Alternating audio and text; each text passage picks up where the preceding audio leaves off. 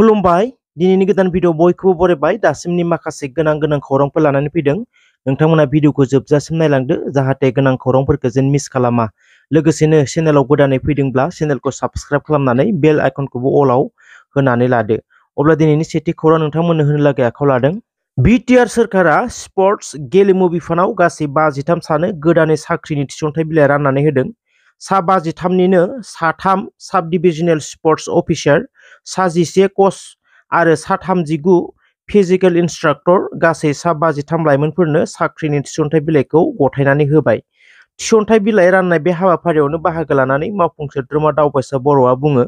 गोबां मानसिफोरानो बुंदोंमोन बिटिआर सोरखारा साख्रि होनो हाया साख्रि होनो हानाय पावारखौ खोमाना लाबाय नाथाय बेनो फोरमान जाबाय दि बिटिआर सोरखारा साख्रि होनो हानाय पावारखौ खोमायाखै बिटिआर सोरखारा साख्रि होनो हानाय पावारा दङ होननानै बुङो इएम दावबायसा बर'आ आसा खालामो बर' हारिनि थाखाय सेक्रिफाइस खालामबोनाय एक्स एनडिपिफोरनोबो बिटिआर सोरखारा फिसाब्लाबो साख्रि होनो हाथों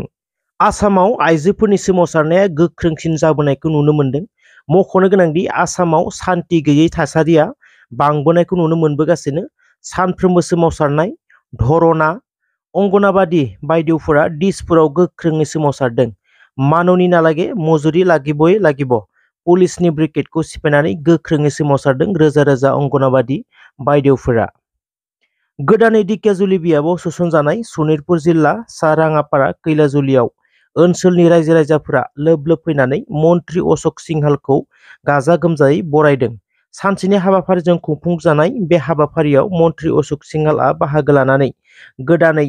सोसनजानाय ओनसोलखौ जौगाहोनायनि खामानिफोरखौ मावनो थाखाय खोथा होयो जायफोर ओनसोला गोदानै दिकेजुलि बियाबाव सोसनजाबाय बे गोग्लैसोना थानाय ओनसोलफोरखौ जौगाहोनो आं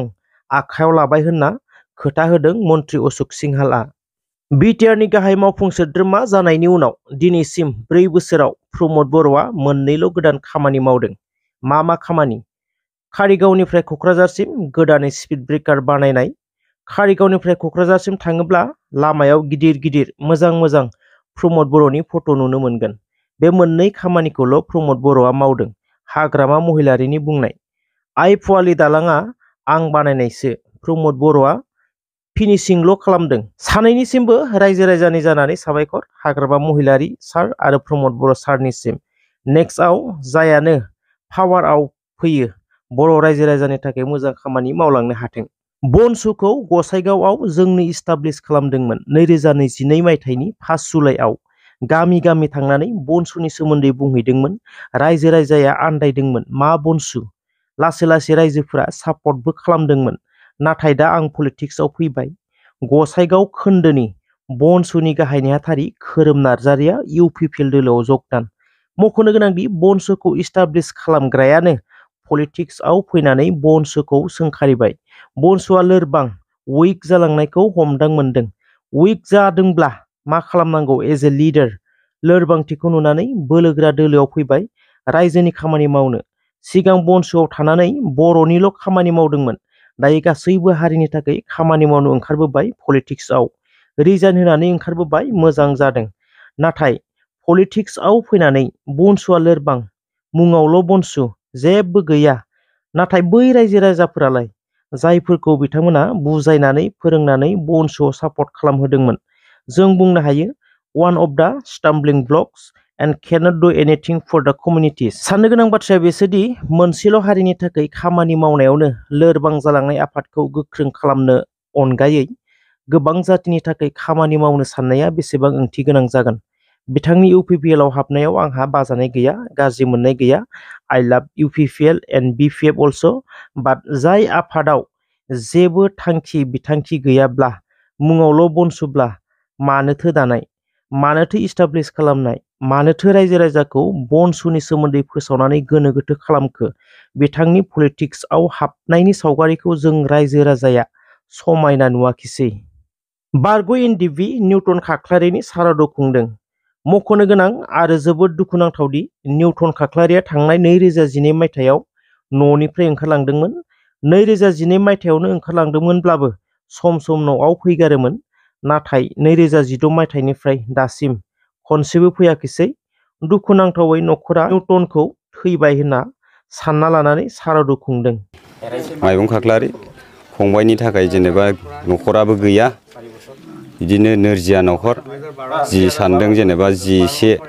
जायो जेनेबा सरखारनिफ्रायबो जेबो माबा मोनाखै खबरबो गैया दबरबो गैया थैदों थैया जिखुनु थैनायखौनो जों हमबाय 2012 मायथाइयावनो बियो थांदोंमोन बिनिफ्राय 2016 मायथाइनिफ्राय मानसिया गोमानानै दं थैबायखौनो सानबाय जोङो बिनि थाखाय जेनेबा आफादाव थांदोंमोन हारिनि थाखायनो दा माबा NDFB आफाद एस ग्रुपआव मोनो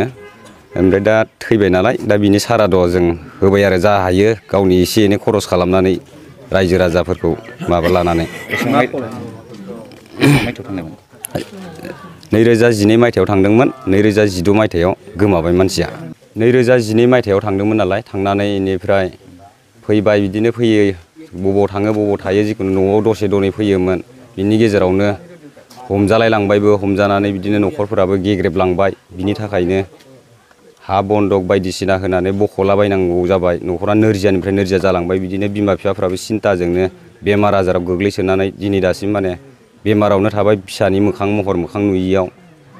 दा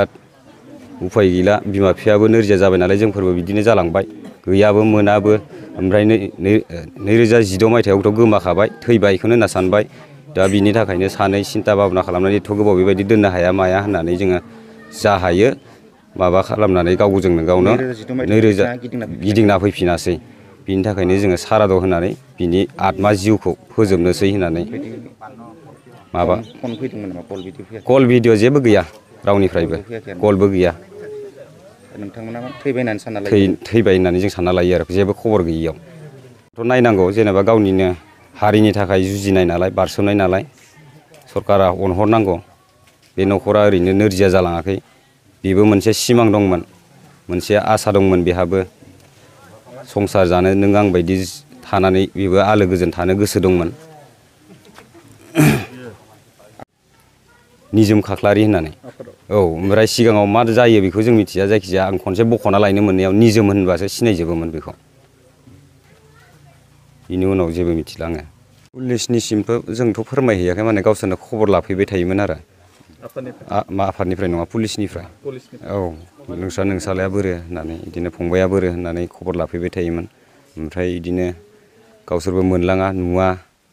नुयि जाबजों गावसोरबो माबा खना खनला गावसोरबो एसे एनै आन्दाज मिथियो नामा थैबाय माबाय होननानै माबा माबि रिपर्ट होननानै ओमफ्राय साननैसो सिगनि सहि थहि लांनो फैजोबदोंमोन जों बिदा फंबाय साथामनिफ्रायबो लांदों ओमफ्राय बिमा बिफानिफ्रायबो गावसोरनो फैनानै जेनेबा थैनायनि रिपर्ट होनो मानो होननानै गावसोर बेबायदि होननानै लांदोंमोन आरो ओमफ्राय बे सनखौबो आंबो बावबाय बेसेबां सनाव बेसेबां तारिखआव लांनायमोन जोंहा आफाया मिथिगौमोन बेबो बेमाराव गोग्लैसोना थाबाय गोसोआव गैला बेबो जेबो बुंनो रोंनो हायि बायदि जानानै थाबाय बेबायदि आरो गोथैनि जेबो एरखांनाय जायाखिसै आरो थै होननानै सानना लाबाय जों बाथ्रायाथ' सैथो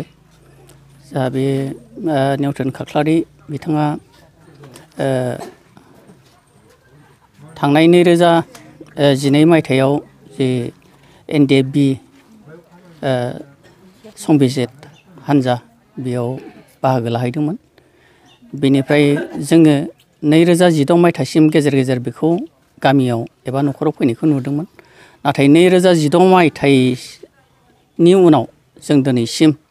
2024 मायथाइ जाफैबाय दिनैसिम बिनि जेबो खबर गैया थांलाय फैलाय एबा फननि जेबो बेबस्थाबो गैया बिनिखाय न'खर बिगोमानि साननाय हिसाबै बेखौ थैबायखौनो जों साननानै लाबाय दा मुंख्लं होननांगौ ना मा होननांगौ जोंथ' बुं थेंक इउ सो माच रायजोफोर जायफोरा भिडिअखौ जोबजासिम नायजोब्बाय नोंथांमोना भिडिअखौ मोजां मोनदोंब्ला अननानै मोनसे लाइक खालामदो नोंथांनि मोनसे लाइकआनो आंनि गिदिरथार थुलुंगानाय जागोन आरो जुदि चेनेलखौ दासिमबो साबस्क्राइब खालामाखैबा सानफ्रोमबोनि खौरां लानो थाखाय साबस्क्राइब खालामनानै बेल आइकनखौबो अलाव होनानै लादो थेंक इउ सो माच